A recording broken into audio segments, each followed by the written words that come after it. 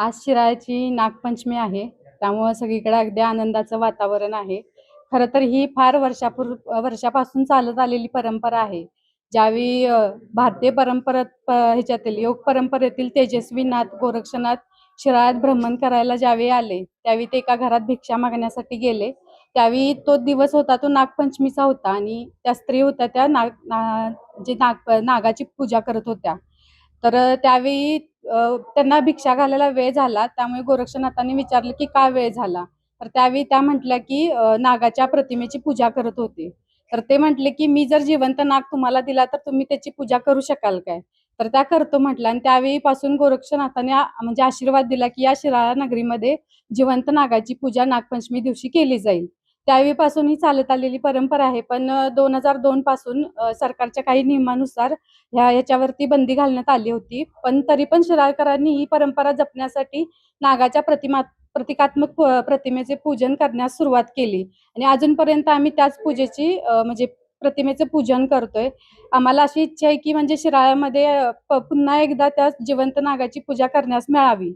तरी पण मागच्या वर्षीपासून जे आपल्या देशाचे गृहमंत्री होते अमित शहा यांनी त्यावेळी शब्द दिला आणि त्यांनी आपल्या तालुक्याचे लोकप्रिय खासदार धैर्यशील मानेदादा आणि आपले आमदार सत्तूभाऊ यांनी ज्यांच्या प्रयत्नांनी मागच्या वर्षीपासून जिवंत नागाच्या म्हणजे प्रदर्शनाची परवानगी मिळाले.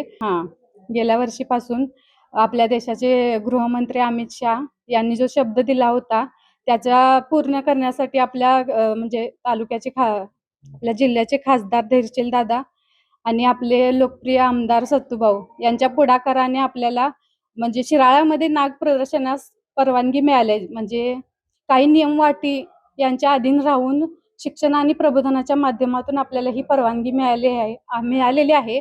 पण आमची आशा आहे की आता शिराळ्यामध्ये नाग आणलेला आहे तर आता थोड्या दिवसांनी आपल्या घरापर्यंत यावा आणि गोरक्षनाथाच्या आणि अंबामातेच्या कृपेने पुन्हा एकदा जिवंत नागाची पूजा म्हणजे पूर्वी जशी चालू होती तशी सुरळीतपणे इथून पुढे पण चालू राहावी अशी आमची इच्छा आहे. माझं नाव प्रतीक दिलीप शिंदे. मी 41-5 मधला एक व्यक्ती आहे. माझा पॉइंट शिराळा नगरपंचायत समोर कार्यालय समोर आहे. सकाळच्या भाविकांचा उत्साह, भाविकांना हा साप नाग बघायला मिळाल्याबद्दल जो आनंद आहे तो आनंद गेल्या वर्षी ह्या वर्षी आमदार सतीश देशमुख साहेब असतील, केंद्रीय मंत्री अमित शाह साहेब असेल, वन मंत्री भूपेंद्र सिंह यादव साहेब असतील, यांच्यामुळे शिराळकरांचा जो आनंद आता जो आहे तो अतिशय गगनाला मिळालेला आहे. आणि जो भाविकांचे जे नाग बघायची मिळालेला जो आनंद आहे तो बघून आम्हाला अतिशय आनंद होत आहे.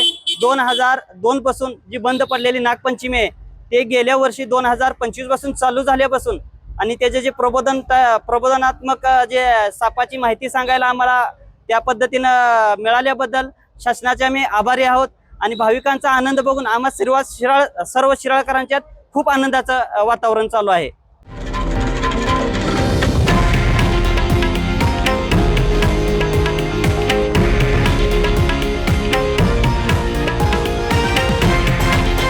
हे आहे देशातील नंबर 1 न्यूज नेटवर्क आणि आपण पाहत आहात TV9 मराठी, एकमेव.